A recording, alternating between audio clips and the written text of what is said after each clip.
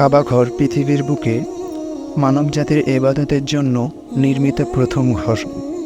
মহান আল্লাহ তাআলা বলেন, নিশ্চয়ই মানবজাতির জন্য স্থাপিত প্রথম ঘর বাক্কায় মক্কা নগরীতে অবস্থিত। এটি মানবজাতির জন্য বরকতময় ও পথ নির্দেশিকা। এটি মক্কা নগরীর প্রাণকেন্দ্রে অবস্থিত।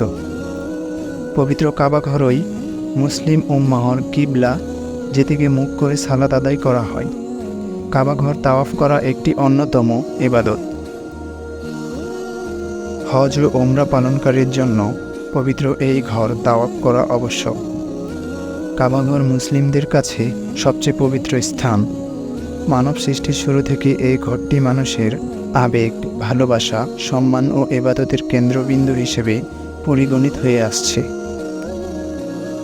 হজরত আদম আলাইহিসসালাম ও হজরত হাওয়া আলাইহিসসালাম এর পৃথিবীতে মিলন হলে তারা উভয়ে আল্লাহর কৃতজ্ঞতা প্রকাশ করেন। ইবাদতের জন্য একটি মসজিদ হজরত আদম আলাইহিসসালাম আল্লাহর কাছে প্রার্থনা করেন। আল্লাহ তাদের দোয়া কবুল করেন এবং বাইতুল মামুরের আকৃতিতে পবিত্র কাবা ঘর স্থাপন করেন। এখানে হজরত আদম আলাইহিসসালাম সন্তুষ্ট চিত্তে আল্লাহর ইবাদত করতে থাকেন। হজরত আদম আলাইহিসসালাম কাবা ঘর আল্লাহর আদেশে পুনর্নির্মাণ করেন। এরপর বহুদিন অতিক্রম হলো, শত শত বছর অতিবাহিত হলো। আল্লাহর বান্দারা কাবা ঘর জিয়ারত করত, আল্লাহর কাছে হাজিরা দিত এই কাবা ঘরে সমবেত হয়ে। কাবা ঘরে এসে মহান আল্লাহর পবিত্রতা ও অংশীদারহীনতা ঘোষণা দিত। লাব্বাইক আল্লাহুম্মা লাব্বাইক, ইন্নাল হামদা ওয়ান নি'মাতা লাকা ওয়াল মুলক লা শারীকা লা লাব্বাইক। এভাবে চলতে চলতে দিন গত হতে থাকলো। এরপর হজরত শীস আলাইহিসসালাম কাবা ঘর পুনর্নির্মাণ করলেন। দিন দিন একত্ববাদীর সংখ্যা বাড়তে থাকলো। এরপর কাবা শরীফ নির্মাণ ও পুনর্নির্মাণ করলেন হজরত ইব্রাহিম আলাইহিসসালাম। হজরত ইব্রাহিম আলাইহিসসালাম হজরত ইসমাইল আলাইহিসসালামকে সঙ্গে নিয়ে কাবাঘর নির্মাণ বা পুনর্নির্মাণ করলেন।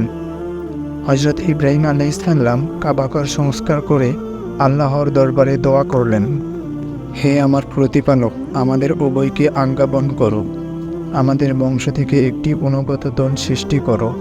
নিশ্চয়ই তুমি দয়ালু। হে প্রতিপালক, তাদের মধ্য থেকেই তাদের কাছ থেকে একজন পয়গম্বর প্রেরণ করো, যিনি তাদের কাছ থেকে তোমার আয়াত তেলাওয়াত করবেন, তাদেরকে কিতাব ও হিকমত শিক্ষা দেবেন এবং পবিত্র করবেন। নিশ্চয়ই তুমি মহাপরাক্রমশালী। আল্লাহ রাব্বুল আলামিন হজরত ইব্রাহিম আলাইহিসসালাম ও হজরত ইসমাইল আলাইহিসসালাম এর বংশ হতে হজরত মুহাম্মদ সাল্লাল্লাহু আলাইহি ওয়াসাল্লামকে শেষ নবী ও রাসূল হিসেবে পৃথিবীতে প্রেরণ করেন। শতাব্দীর পর শতাব্দী অতিবাহিত হলো। মহানবী হজরত মুহাম্মদ সাল্লাল্লাহু আলাইহি ওয়াসাল্লাম এর নবুয়ত প্রাপ্তির 5 বছর আগে কাবাঘর সংস্কার করে মক্কার বিখ্যাত কুরাইশ বংশ। এই কুরাইশ বংশের মহানবী হজরত মুহাম্মদ সাল্লাল্লাহু আলাইহি ওয়াসাল্লাম 570 খ্রিস্টাব্দে জন্মগ্রহণ করেন। কুরাইশরা কাবা শরীফ সংস্কারের পর হাজরে আসওয়াদ স্থাপন নিয়ে মতভেদ দেখা দেয়। সবার সম্মতিক্রমে আল্লাহ রাসূল সাল্লাল্লাহু আলাইহি ওয়াসাল্লাম কাবা গৃহে হাজরে আসওয়াদ স্থাপন করেন। মহানবী হযরত মুহাম্মদ সাল্লাল্লাহু আলাইহি ওয়াসাল্লাম জীবিত অবস্থায় 6 হিজরিতে আব্দুল্লাহ ইবনে জুবাইর রাদিয়াল্লাহু তাআলা আনহু কাবা শরীফ সংস্কার করেন। হাজ্জাজ বিন ইউসুফ 74 হিজরিতে কাবা শরীফ সংস্কার করেন। সুদীর্ঘ 1400 বছরে কাবা গৃহে কোনো সংস্কারের প্রয়োজন হয়নি। শুধুমাত্র কাবা ঘরের চারপাশে অবস্থিত মসজিদে হারামের পরিবর্ধন, সংস্কার বা সৌন্দর্য বৃদ্ধি করা হয়েছে। এরপর কাবা ঘর রক্ষণাবেক্ষণের দায়িত্ব নেয় সৌদি রাজপরিবার। সৌদি সরকারের প্রধান বাদশাহ কাবা শরীফের মোতাওয়াল্লির দায়িত্বে থাকেন। ইতিহাসে সর্বপ্রথম নির্মাণ থেকে সর্বশেষ সময় পর্যন্ত অনেকবার কাবা ঘরের সংস্কার ও সম্প্রসারণ হয়েছে। 1. সর্বপ্রথম কাবাঘর ফেরেশতাগণ নির্মাণ করেন। 2. এরপরেই পুনর্নির্মাণ করেন যথাক্রমে হযরত আদম আলাইহিসসালাম। 3. হজরত শীস আলাইহিসসালাম। 4 হজরত ইব্রাহিম আলাইহিসসালাম। 5 আমালিকা সম্প্রদায়। 6 জুরহাম সম্প্রদায়। 7 কুরাইশ বিন কিলাব। 8 মুজার সম্প্রদায়। 9 মক্কার কুরাইশগণকে নিয়ে হজরত মুহাম্মদ সাল্লাল্লাহু আলাইহি ওয়াসাল্লাম। এই সময় তিনি হাজরে আসওয়াদকে বর্তমান স্থানে স্থাপন করেছিলেন। এরপর 64 হিজরিতে হজরত আবদুল্লাহ ইবনে জুবাইর রাদিয়াল্লাহু তাআলা আনহু, 74 হিজরিতে হাজ্জাজ ইবনে ইউসুফ এবং 12তম বার 1040 হিজরিতে ওসমানিয়া খলিফা তুরস্কের বাদশাহ চতুর্থ মুরাদ। এটাই আজ পর্যন্ত কাবাঘরের সর্বশেষ সংস্কার কাজ। এরপর ছোটোখাটো সংস্কার ছাড়া কেউ কাবাঘরে হাত দেয়নি। প্রায় 700 কেজি প্রাকৃতিক রেশম দিয়ে তৈরি করা হয় কাবার পবিত্র গিলাফ। মোট 5 টুকরা গিলাফি বানানো হয়। 4 টুকরা চারদিকে এবং 5ম টুকরাটি কাবাঘরের দরজায় লাগানো হয়। 14 মিটার উঁচু কালো রঙের এই গিলাফ সর্বমোট 16টি ছোট টুকরা দিয়ে সুবিন্যস্ত। কাবা শরীফের দরজায় ঝোলানোর জন্য আলাদাভাবে এতে 6.5 মিটার উঁচু এবং 3.5 মিটার প্রস্থ পর্দা রয়েছে। টুকরাগুলো মজবুতভাবে সেলাইযুক্ত। প্রতি বছর 2টি করে গিলাফ তৈরি করা হয়। হাতে তৈরি করতে সময় লাগে 8 থেকে 9 মাস। অন্যটি মেশিনে মাত্র 1 মাসে তৈরি করা হয়। এতে খরচ পড়ে প্রায় 25 মিলিয়ন রিয়াল বা 56,55,00,000 টাকা সমমূল্য।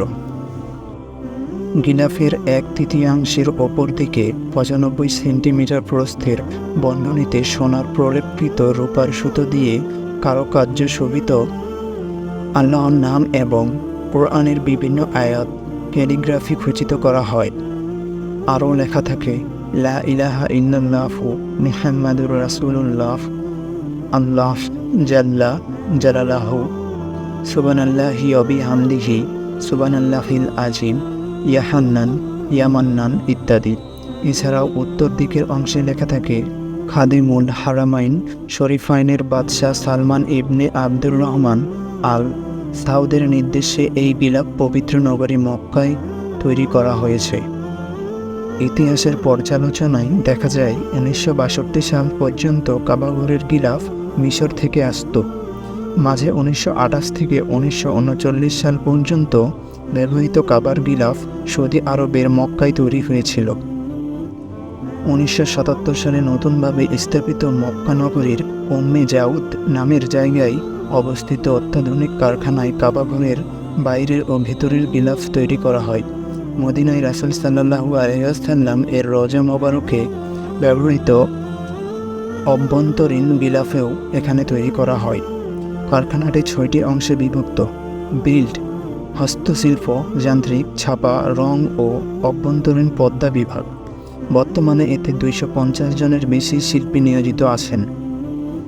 হিজরতের পূর্বে কে গিলাফ পরিয়েছিল তাতে মতবিরোধ থাকলেও সকলে ঐক্যমত্য যে হিজরতের 220 বছর আগে বাদশাহ তুব্বা আবিক আরব আসাদ এ গিলাফের প্রথম প্রচলন করেছিলেন।